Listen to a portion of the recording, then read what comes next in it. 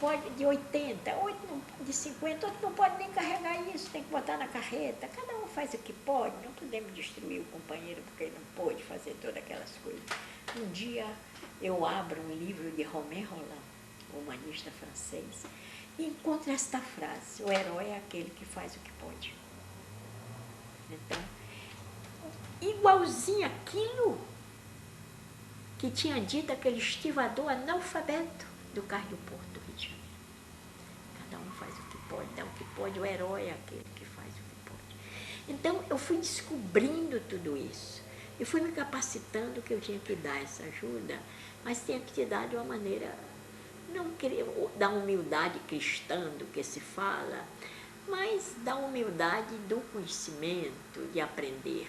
E aprendi com muita gente, com os companheiros também da direção, com aquelas mulheres que às vezes não tinham o que comer em casa e tinham a capacidade de nós, na ilegalidade, nas dificuldades, elas trazerem um ovo cozido para se comer nas reuniões. Uma mulher também de um homem de Cais do Porto,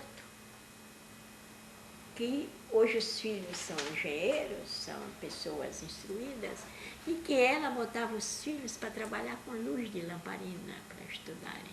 E, no entanto, saía para fazer a Rosalva, ainda é viva, está no Rio de Janeiro, para fazer as tarefas do partido. Trabalhava num negócio do governo chamado SAPS.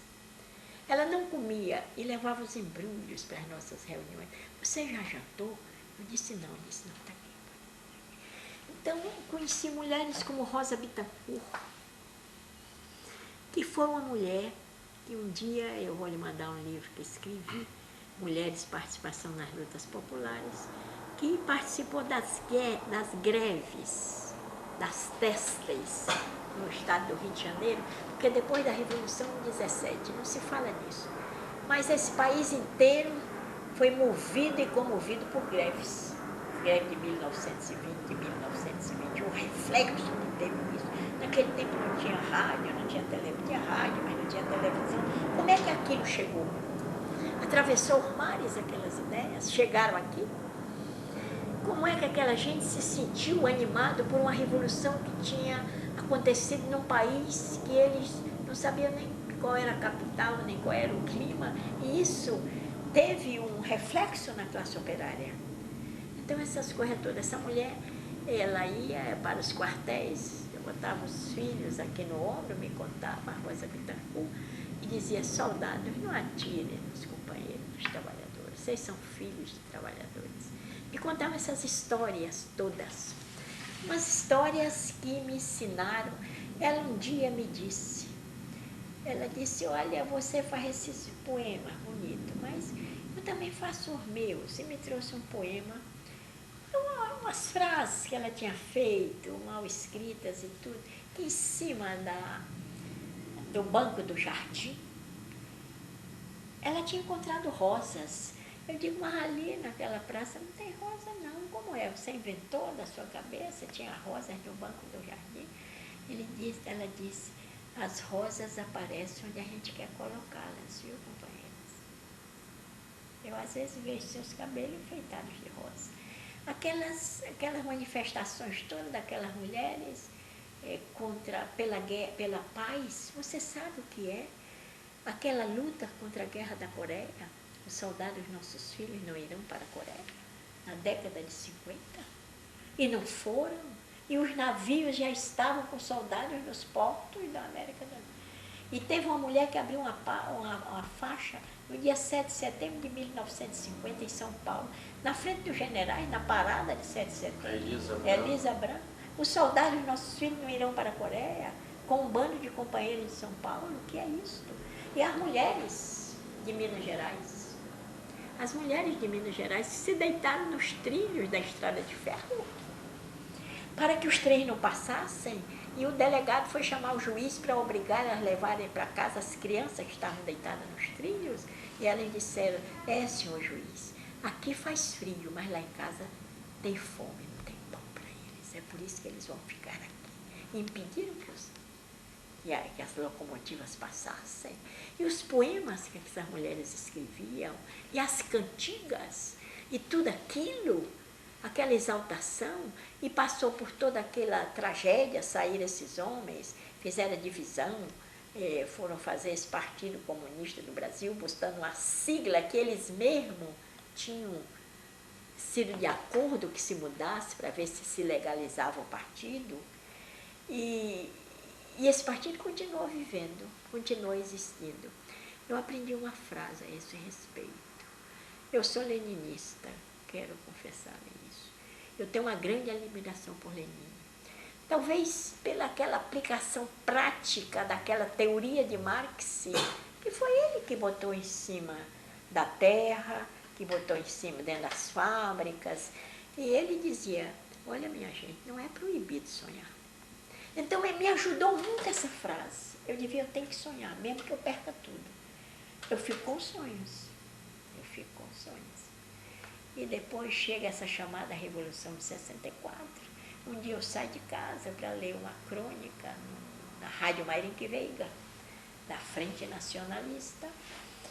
Eu trabalhava lá nessa frente com a dona Neuza Brizola, com todo mundo, não tinha nada a ver com eles, nem política, nem ideologicamente, mas nós tínhamos uma unidade de mulheres em defesa do Brasil, em defesa da independência nacional, em solidariedade a Cuba. Eles tinham os objetivos deles, e nós os nossos, que eram diferentes, mas nós estávamos lá e não pudíamos mais voltar para casa. Os senhores generais, os senhores coronéis levaram até a roupa dos meus filhos, levaram tudo, os discos, as joias e tudo, ninguém pôde voltar. Eu tive que entrar na Embaixada do México e há uma coisa nesse livro que eu vou lhe dar, Os Tempos de Exílio, em que a solidariedade humana como funcionou. Como até um homem que era da polícia militar me procurou e disse, venha para minha casa porque aqui não lhe acontece nada. E eu fiquei lá e dormi 3 dias, ele disse que a situação está ruim. Depois se conseguiu livrar os filhos, eu entrei na Embaixada do México, não queria entrar. Mas entrei. Sabe quem me levou de carro para a Embaixada do México? Eu não me lembro o nome dela. Uma mulher que trabalhava no gabinete do Carlos Lacerda. No carro oficial disse, não tem perigo, ele leva a Botafogo. Mandou o chofer também, ela falou. Então foi essa solidariedade imensa. Um rapaz que todo mundo dizia na minha repartição que era homossexual, não tinha nada a ver com isso, gostava dele. Foi ele quem foi me dar dinheiro para os companheiros que não tinham o que comer, que não tinham onde ficar. Foram pessoas ricas na Tijuca que me botaram dentro de casa, que mandaram dinheiro, que foram buscar meus filhos, até que a família do meu marido tomasse conta deles. Eu fui embora para o México e fui a primeira mulher exilada no México. Muita coisa tem para se contar. Eu tenho que escrever isso. E fico em dúvida se devo ou não escrever.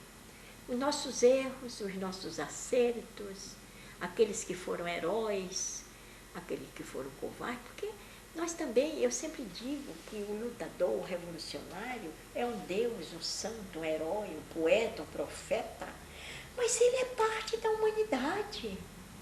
O João Conde Dias me disse uma coisa muito interessante. Termina que está... Depois de todos esses acontecimentos, quando todo mundo falava dos que não podiam, que tinham falado, ele disse, só os torturados podem julgar os torturados.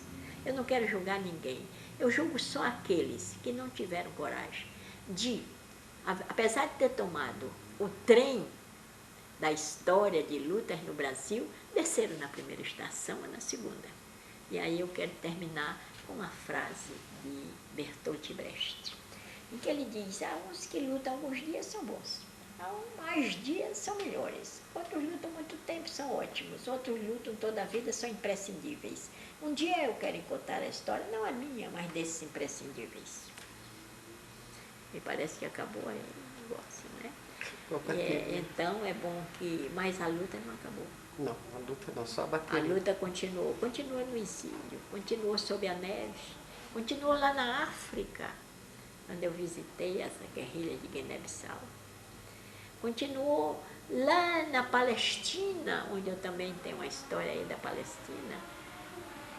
E então, continuou por toda parte, na solidariedade. no encontro, no conhecimento, na descoberta. Continuou lá em Cuba, onde eu passei alguns dias. Continuou quando eu fui presa no Canadá pela CIA, apesar de estar com todos os papéis certos, e que continuou quando o governo do México teve a coragem de me trazer de volta do Canadá, e depois eu vim para a Europa por outros caminhos.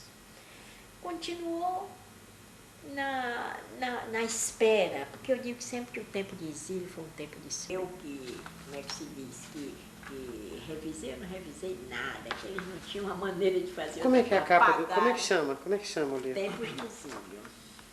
Tempos? De exílio. Tempos de exílio. Brasília, hoje é...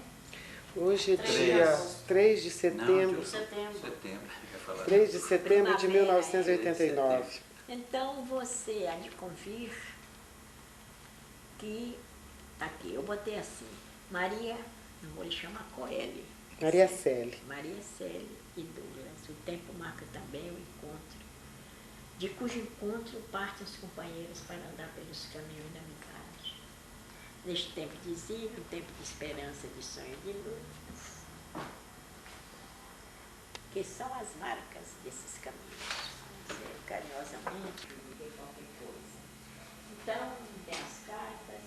Eu só quero ler para você, e esse poema daqui, segundo, eu aponte para o exílio. Maria Célia, fez esse Um vídeo. capítulo dedicado a Marighella, que é uma pessoa que saiu do partido, mas para mim é herói. É diferente dos outros. Depois, eu escrevi algumas coisas, um reencontro na Jordânia. Por estranho que pareça, uma mulher comunista faz um reencontro com Jesus Cristo. Para mim, Jesus Cristo foi o primeiro socialista. Um dos primeiros socialistas do mundo, não por acaso, os romanos. Aliás, tem um escritor francês, o Renan, que diz que Cristo foi o primeiro lutador anti-imperialista. Ele lutou contra soldados romanos. Então, eu converso com Cristo a respeito das minhas dúvidas, das minhas coisas, e quando chego aqui até faço um poema sobre esse encontro com o Rio Jordão, etc. e tal. Agora, então eu falo de outras terras, de outra gente, porque, francamente, eu não acho que a Europa tem essa cultura que se diz. Ela tem uma civilização, né? Porque cultura eles roubaram dos outros países. E eu termino aqui com a porção de coisas e tal. Eu não sei, é um livro muito emotivo, viu? Será que valeu a pena? Será que não valeu? Vocês avaliarão. Então pode começar. Então, vamos. Então, Célia, ao longo assim desses anos todos, dessas lutas, dessa vivência, a gente vai... Não está iluminando aí? Não está vermelhinho? Não, no lugar que você está, estava. A gente vai conhecer uma série de pessoas, né? Começo. Pode. Olha, ao longo desse tempo todo, a gente tem essa vivência, isso, vai aprendendo, e ao longo desses anos todos, se conhece uma série de pessoas. Eu acho que as coisas não acontecem sem que tenha pessoas, sem que tenha algo que as faça funcionar, né? Por exemplo, será que as lutas,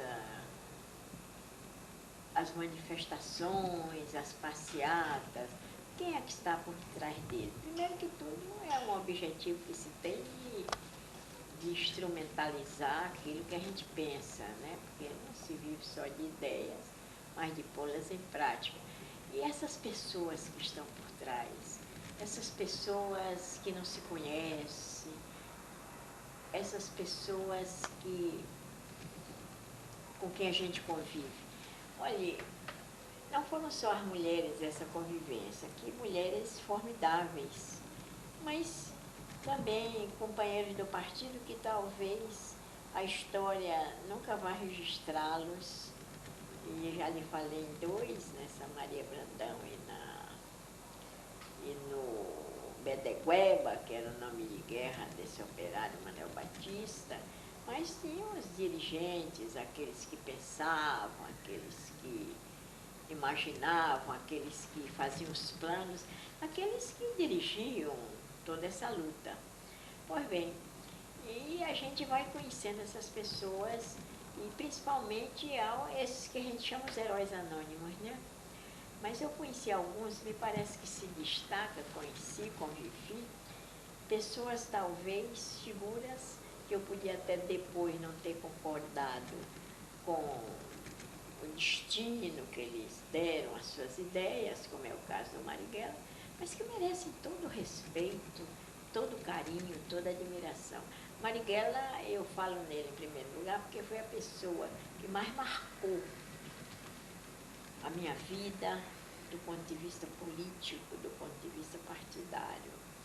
Ele, por exemplo, e eu conto nesse último livro que eu escrevi, ele era uma pessoa que sonhava às vezes até de uma maneira, como é que eu poderia dizer, um pouco idealista, porque ele queria dar e queria que se desse mais do que aquilo que era possível, que a realidade permitia. Ele, por exemplo, imaginava que esse país podia mudar em breve espaço de tempo. E nos ensinava que a gente tinha que organizar as coisas. Eu me lembro de histórias dele muito interessantes. Ele, por exemplo, quando as coisas não marchavam, e as coisas não aconteciam, as pessoas não se davam bem com as outras, e ele, então, o que ele fazia? Ele perguntava, vocês têm um plano de trabalho? É em cima desse plano de trabalho, porque se você não sabe o que é que você vai fazer amanhã, você não sabe o que é que você vai fazer hoje de noite, se você não pôs no papel aquela proposta, você vai discutir com o seu companheiro de uma maneira desagradável. E quando se fazia esse plano, e se discutia em cima desse plano, e se saía para realizar esse plano, as coisas aconteciam, né? Então, era a pessoa que sempre, como eu digo nesse livro, colocava um problema, porque estava sempre preocupado com os problemas da humanidade, sempre preocupado com os problemas de cada dia, com o planejamento de cada dia. Mas eu queria contar uma pequena história aqui de um homem que foi assassinado aqui no Brasil. Ele se chamava Davi Capistrano. Eu estava na Europa, eu estava em Berlim, me sentia, cada inverno que acontecia, esses invernos me deixavam profundamente triste. E quando eu via aquelas árvores sem folhas, quando eu via a neve caindo, quando eu me encostava na janela e que não via luz, nem sol, nem céu, nem estrelas, a minha vontade era realmente me deixar amortalhar por aquela neve. Me parecia que era a saída que eu tinha, porque aquilo era, se a neve amortalhava o mundo, era melhor que me amortalhasse também naquele mundo escuro, daquele mundo triste e longínquo daquele mundo que a gente vivia, que a gente conhecia, do qual a gente sentia falta. Fiz uma carta? A Davi Capistrano, dizendo a ele, Davi, assim, eu desabafo, eu tenho muita vontade de sair, assim, nesse inverno, e me deixar amortalhar pela neve.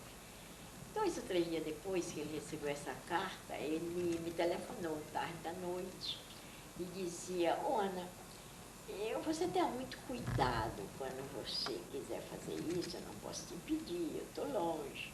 Quando você quiser fazer isso, de se amortalhar pela neve, você pode todos os seus agasalhos. Porque deve ser horrível, frio, eu não quero que você tenha um final gelado, você vai sofrer muito. Tipo assim, de uma brincadeira, né? Muito bem, passado alguns dias eu fui a Praga. E lá eu soube que naquele dia que Davi Capistrano tinha me telefonado, ele tinha recebido a notícia do Brasil que a filha e o genro estavam sendo torturados. Ora, como é que aquele homem que recebeu a notícia daquela, que o tinha atingido profundamente no seu sentimento, na sua carne, na sua alma, no seu coração, ainda podia se dirigir a um companheiro nesses termos e levantar o ânimo dele. de dar a ele assim uma ideia de brincadeira, de ânimo. Eu não sei que pessoas são essas. Por que é que eles têm essa capacidade? É porque eles acreditam em algo, né? Talvez essa crença também foi o que me deixou acreditar que aquilo tudo passaria e que eu chegasse um dia aqui. Eu perguntava também a mim a respeito dos africanos. Eu sou profundamente ligada à África. Eu fui a Guiné-Conakry com uma delegação pessoal que fazia solidariedade aos africanos. E lá me perguntaram, você teria coragem de ir lá? Não, não fui dar tiro, não fui participar de guerrilha, no sentido da guerrilha propriamente dita, mas a gente ia fazer uma solidariedade, levar linha, levar agulha, levar livros, levar algumas coisas para as crianças, para a infraestrutura da guerrilha da Guiné-Bissau. Você teria coragem de ir? Sim, vamos. A coisa era difícil. Passava-se em pântanos, em florestas, em pontes, em pedras, mas ia com os africanos, porque as outras pessoas desistiram e eu fui até lá. Lá eles perguntavam, olha, eu estou muito cansada. É uma história interessante da minha convivência. Porque eu estou muito cansada, será que amanhã eu podia dormir até mais tarde? Eles disseram, bem, se você não se importar com bombardeio, os tugas, que eram os portugueses, né, chamavam de tuga, começam em geral a bombardear às 5 horas da manhã. Então a gente tem que se abrigar, tem que procurar os buracos aí debaixo das folhas. Eu aí disse, não, por favor, me acorde muito cedo, porque eu não vou me deixar bombardear pelos tugas, né? E depois, o conhecimento, como é que aquela gente que não sabia nenhuma língua, como é que aquela gente que não tinha nenhum conhecimento de teorias, de ideias, podia defender com aquele amor mulheres grávidas, pessoas de pés descalços, vindo das etnias, aqueles feiticeiros, podiam defender a terra deles. E, da maneira que a gente podia se comunicar, eles dizerem que, afinal de contas, tinham que defender aquela terra ocupada há mais de 400 anos por quem não era o dono dela. Eu me perguntava, e nós? Por que aqui no Brasil nós não levamos avante essa luta contra aqueles que ocupam, que tomam as nossas riquezas? De onde se despertou a consciência desse homem? De onde foi despertada?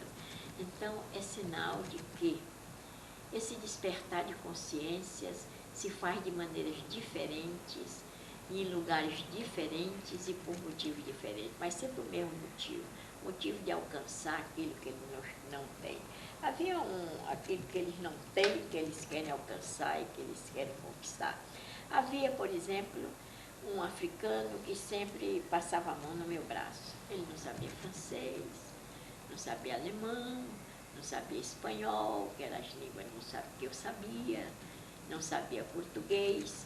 E ainda hoje me dói muito quando se fala da África e se fala de língua portuguesa, porque lá não se fala, é de expressão portuguesa, que é uma língua oficial e que o povo não sabe, e o povo fala a língua deles nos países, o seu crioulo, as suas expressões, como forma de se comunicar. Então, eu encontrei um intérprete lá e disse, pergunte a ele por que é que ele passa a mão tão carinhosamente no meu braço. Então, ele perguntou e ele disse, eu tenho muita pena dela, só porque ela é a nosso favor, ela vem aqui nos dar solidariedade, arrancaram o couro dela lá. Quer dizer, ele nunca tinha visto um branco. Ele nunca tinha visto o seu inimigo, mas sabia que ele existia. Sabia que ele existia. Ele pensou que todos eram negros no mundo inteiro. E então, essa explicação ainda me deixava mais admirada. Mas a sensibilidade que havia entre aquelas mulheres para aprenderem, para quererem descobrir as coisas, para quererem ler, para quererem aprender, saber que figuras eram aquelas.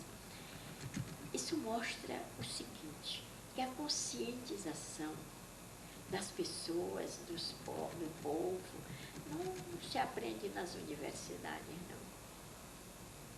A universidade nos ensina muita coisa, claro, e é bom frequentá-la, ninguém é contra, mas não ensina a defesa de certos interesses, de certos direitos, esses direitos humanos que as pessoas nunca leram na declaração, que foi feita há 200 anos. Né? Como é que eles sabem que tem esses direitos? Então, há alguma coisa que os inspira, né? Alguma coisa que os conduz a isso. E eles fazem poesias, e eles têm seus cantos. E aí é quando eu pergunto, o que será cultura? Eu penso que a cultura é uma soma de tudo isso. E essa cultura africana me deixava profundamente comovida, principalmente que eles se dirigiam a uma luta de libertação. Libertação dos seus conhecimentos, libertação das suas terras e a construção de um outro futuro, mesmo sem saber que futuro seria esse. Eu gostaria muito de contar certas histórias. A história do comandante, de um comandante que não sabia língua nenhuma e que foi para Congo-Brazzaville para aprender a fazer aquelas bombas, aquelas armas. E lá se distinguiu tanto, inventou uma série como é que se diz, de artefatos, que era uma maneira de defesa que foi estudar em outros países. É o que me contaram. Ele foi estudar na União Soviética, aprendeu francês e voltou. Ele inventou uma bomba que era de efeito de rarefação, como se diz. Botava-se no trilho e quando os trens passavam, ela ia se desmanchando e botando abaixo os vagões. E ele me dizia o seguinte: olha, eu fiquei tão comovido, fiquei atrás de uma moita para saber qual era o resultado. Pois bem, a minha bomba, que eu inventei, que eu fiz, acabou com não sei quantos vagões de trem de soldados, dos Tugas.